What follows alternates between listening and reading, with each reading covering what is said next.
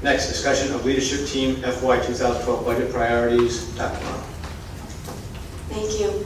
This agenda item tonight was developed as a result of previous budget conversations that we've had between the administration and the school committee, and specifically in response to a question raised by Ms. Folio on one of the last nights, perhaps the night that the school committee adopted a budget, not the amended budget recently, a week or so ago, but the original adopted budget.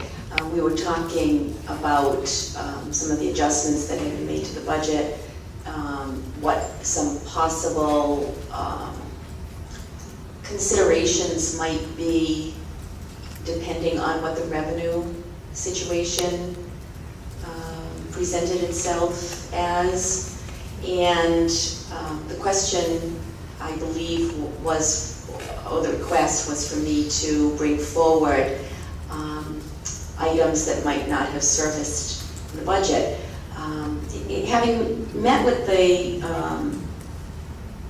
leadership team and talked about the practicality of bringing forward, everything that was discussed from the onset, was quickly decided amongst the group that we'd already reached consensus on very, very many things, and individual members of the leadership team were no longer advocating for particular items. And so I will not be talking about those tonight, but I do want to bring forward 3 areas for the committee's consideration from the leadership team as you move forward. In rather short order, there should be an acknowledgement of what the town allocation will be, and we should be in the situation of reconstructing or deconstructing and reconstructing the budget. So the 3 areas, first priority number 1 would be technology in the classroom at the elementary schools, and this was a priority from all levels of the leadership team, central administration, elementary, middle, and high school. The reason that we are hoping to see continued support in this area is that the plan put forward would support the concept of anytime, anywhere learning. It would support expanded progress monitoring at the elementary level and the implementation of assessments that are coordinated with our curriculum, and also the delivery of interventions in literacy and mathematics. And additionally, we have also begun to think about ways to tie the technology initiative and the high-end learner initiative adopted by the school committee together as a way of making the delivery of both the technology and the high-end learner initiative as impactful on students as possible. And so this actually would step out of the arena of elementary, but we are looking at the virtual high school models and their viability to be implemented here at Cumberland High School and at our middle schools. That being said, the second priority was a consideration to restore staffing cuts at the elementary and middle school level, and 2 staffing cuts in particular. At the elementary level, there has been a reduction of 1 FTE in the guidance department, and right now that's going to impact service at Cumberland Hill School and BF Norton, at least the way that the leadership team has been looking at the implementation of the guidance that would be allocated there. And secondly, the restoration of the 1.0 FTE associated with the instructional media or library position. We're moving towards calling it instructional media specialist. And that would be a 0.5 FTE at North Cumberland Middle School and a 0.5 FTE at McCourt. Doing so would provide adequate support for the delivery of the instructional media program and the expanded role that we envision for the staff as technology integration specialists. So you can see that, in fact, technology as kind of the umbrella is feeding the other priorities that we're talking about. And then lastly, looking at the addition of math coaches, acknowledging the importance of the math coaches and how that role of an individual in the district would be able to support teachers in the delivery of instruction. Certainly believe there should be a consideration for that, but in terms of the leadership team's understanding that they may have to be forced choices, they are advocating for the committee's support of the technology, and then to restore staffing cuts before adding any additional staff. Thank you. Thank you, Dr. Brown. So this is, these would be recommendations if additional funding. These were not, these did not make the budget that you sent to the school committee originally. These are, if you would, if you had dollars, this is where you would spend it, but you're not advocating, I mean, these didn't make the original budget. The technology certainly is in the original budget. The last three, the reduction of the one FTE in the guidance department, the restoration of the media specialists and the math coaches, those were never part of the administration's proposal.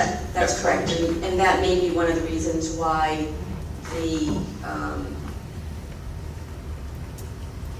technology rises above all the others, but understanding that there's always the opportunity. We're now January, February, March, April, May, June, 6 months probably down the road from when that budget was constructed.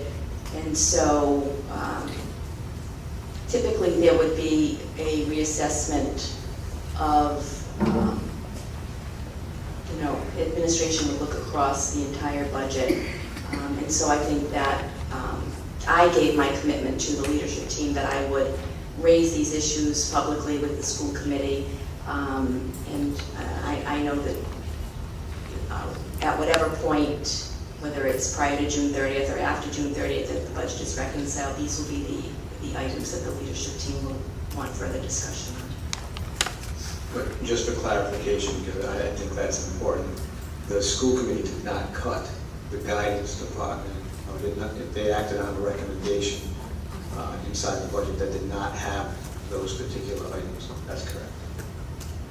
That part is correct, yes, but I think it's also fair to state that part of the reason this discussion kind of came up was because there were other items that were added to the budget at a point when there may have been a perception of additional revenues or under some circumstances. And I think what I specifically said that night was, had I known of the financial circumstances, I might not have brought forward those cuts. And the leadership team right now, particularly the principals at the middle school and the two schools that are impacted at the elementary level, with the advocacy of their colleagues, really feel it rises to the level of a further discussion. And so, yeah, it's absolutely transparent to the community that those were cuts, those were forced choices we made going into the budget, but I guess what I'm saying is that if there's a possibility, they shouldn't be cuts throughout the entire budget process. Thank you. So, is it the intention to at least have a discussion with the committee as to how we might put them in, or what might be things that we should be looking to take out to get them in? Is that forthcoming? I would expect that would probably be the discussion that we have once the town budget is adopted. Yeah. Thank you. Ms. Williams? Dr. Morrell, I have two questions. The first is centering on the guidance positions that you would restore. With the way the budget is presently, are there no guidance faculty at Cumberland Hills VF Norton? No, that's not how it happened. there was going to be a leave of absence at the middle school. And so because of the way that we perceived the available funds and establishing priorities within those parameters, we made a decision to fill what would be an open slot. We could have left, we could have done the 1.5 type of thing at the middle school, 1.5 FTs at both of them, and left the elementary exactly as they were. But that was not what the team believed would serve students adequately. However, neither of the principals that were going to have the cutback, because there would now be just a 0.5 at Cumberland Hill instead of a full-time staff member, and a 0.5 at BF instead of a full-time staff member, could envision the loss. And they continue to advocate, because the guidance folks support the PBIS initiative. They support all of the functions of a counselor, and we've really expanded over the past number of years what is a primary role of the support staff in that arena. And I think that I know the administrators worry that that cutback will somehow impact students' ability to access their learning. My second question is with regard to the math coaches. Is that at the elementary level, as was described when we initially had spoken about it, that there would be 3 math coaches that could represent the elementary program in the district? I can certainly check the budget, but I thought what the committee added to the budget was 2 math coaches for the elementary level. Is what you're proposing related to the elementary level or at Right. all level? No, I'm talking about not adding additional math coaches. I'm talking about the addition you've made already in terms of where that would sit if you're starting to make adjustments. So let me be clear, I'm glad you asked that. I'm not talking about adding more. We're talking about the 2 that have been added.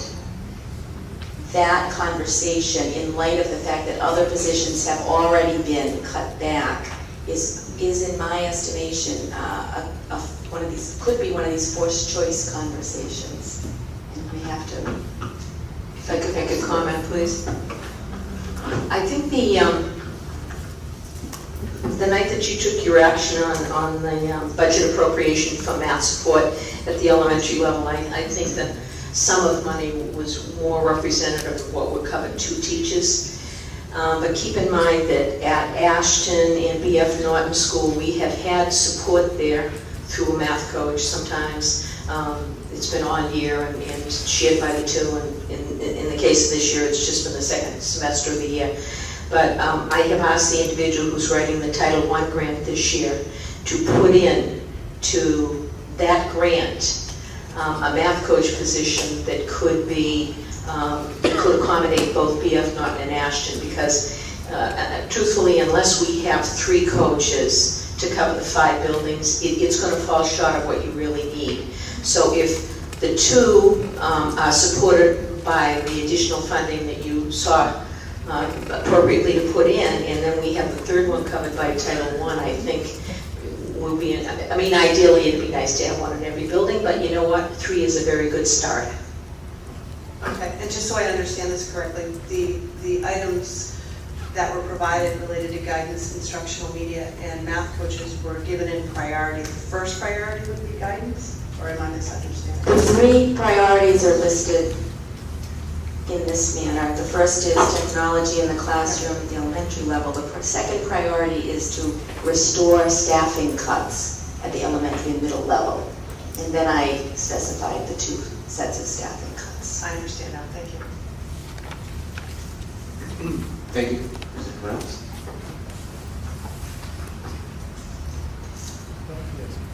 Ms. Baker.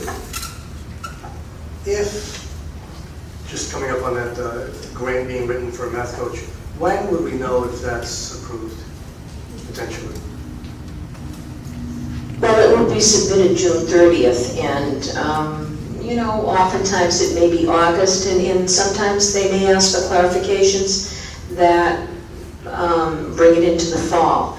The way it happens is that all of those grants have to be reviewed and approved before the entire package is, and we can ask for substantial approval for a particular grant if it's in order, and they will frequently do that. So we could hope that that would be in place and that we would have approval to utilize that funding by the end of the summer. Thank you. So just for clarification, in case I'm missing it, obviously the technology in the elementary classrooms is in the budget. And the math coaches are currently in the budget. That's correct, and what I've laid out is a picture in which the priority for the leadership team before the math coaches would be in the budget would be to restore those positions that were cut back, if it came to a forced choice. Okay, They're all important. Right. There isn't anything that isn't important. Right, I was interpreting it as your budget priorities was technology and elementary, which is in it, and then your other ones were the guidance, the media specialists, and math coaches. I was having a little bit of a problem because the math coaches are already there. But so the emphasis here is that if you were having to make those choices, you make those restorations and remove the math coaches if that's how it had to shake out. If in a worst case scenario that had to shake out, but I mean obviously we're all hoping that that is not how it shakes out. Okay, I'm under control. Thank you. Is there anyone else? Okay, thank you.